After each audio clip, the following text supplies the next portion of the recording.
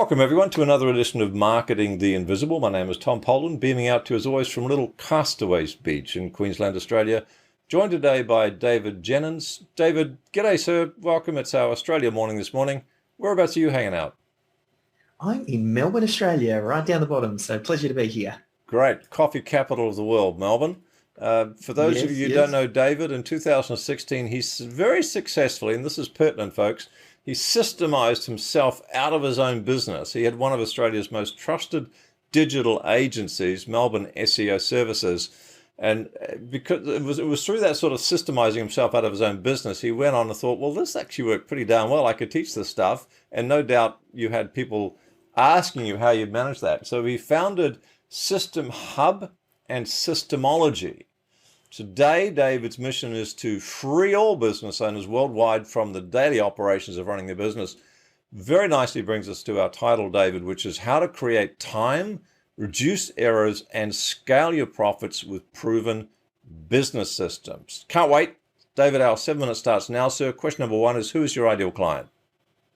Business owners with 3 to 20 staff who find themselves very much stuck in the day-to-day operations. So they are the bottleneck, and it can be service-based business or product-based businesses. Perfect. Thank you, sir. Question two, 6.5 minutes left. What's the problem you solve for them?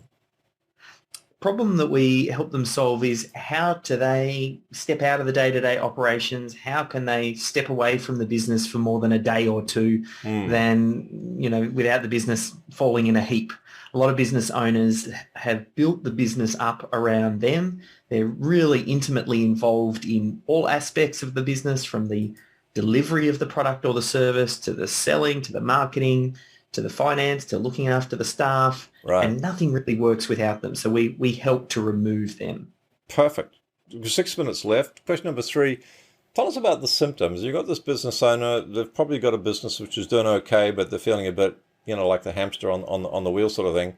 What else is going on in their business or in their life that they would give them a heads up that they should find out a bit more about systemology? Usually the warning signs are limited time. That's obviously a big giveaway. Very much that they are the bottleneck, that errors are popping up inside their business, or Right. they're feeling like they're managing a daycare, like an adult daycare center where they spend most of their time looking after the children, which is Changing the changing the team. diapers. That's right. Keeping them on track and making sure that everybody's doing what they should be doing. And oftentimes it means they spend the bulk of their day looking after work gets done either first thing, last thing, or on the weekends. Wow. And oftentimes a lot of those things are symptoms that, yeah, you've built this owner-dependent business that needs to change. And they need to get some of that IP out of their brain into a system. Leverage. Thank you, sir. 100%. Question number four, just under 5 minutes left. What are some of the common mistakes that people are making trying to get out of this trap before they find your solution? So it's kind of, if you had some of the new clients come along and say, gee, I wish I'd found you 20 years ago. Here's what I tried and it didn't really work well. What would some of those things Yeah. be? Common things are the business owner trying to systemize the business themselves, or they Ah, start off doing the documentation and mm, they don't really like documentation or writing mm-mm. systems and processes, and they're usually not the best person on the team to be doing it, but for some reason Right. they feel like need to be. That's definitely a common one. Another one is people trying to systemize like they're McDonald's. They hear this idea that, oh, we should systemize, and then the first business that comes to mind of a systemized business is McDonald's, and then they try and do what McDonald's has done, yet their business is very different. McDonald's has been doing it for 60 years, and trying to compare where they are today to where Ah, you might be right now getting started, right. it's worlds apart. So they overcomplicate it. It's definitely removing the business owner, simplifying the process, and getting the team a lot more involved. By doing that, that really helps to overcome many of the common mistakes people have at the start. Perfect. Well articulated. Some great insights there. Thank you, sir. 3.5 minutes left. What I'm after with the next one, question five, is a valuable free action. It's like a top tip. Not going to solve the whole problem, not going to systemize the whole business, but might take them a step in the right direction. Mm. best thing that you can do is to think about where to start. That's always the first question that pops up into someone's mind, which is, okay, well, I know systems are important and I want to do them, but what is the first system I should put in place? And to do that, I find the best thing the business owner can do is to reflect on themselves and think about what is something that they might not enjoy doing or they actively avoid doing it, yet it's really critical to deliver their core product or service.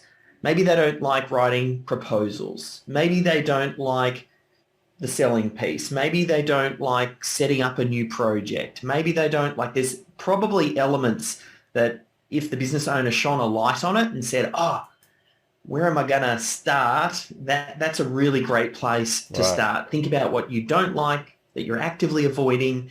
If you could systemize and document and creating a process, a way of doing things that would be easy to plug someone in to then take over this really important part of your business. There's an interesting saying that gardeners have. Is they say the best earth is the earth that's gone through the worm. And, I very much get the sense from what you're saying is this is not taken out of a textbook or a workshop. This has come from real life experience of your, not only experience in your own business, but helping a whole lot of people. So it's fresh and it's authentic and it's based in the real world. So thank you for that. 2 minutes left. One valuable free resource. Where can we direct folks to that'll help them even more with this systemization? Yeah, just heading to systemology.com/academy.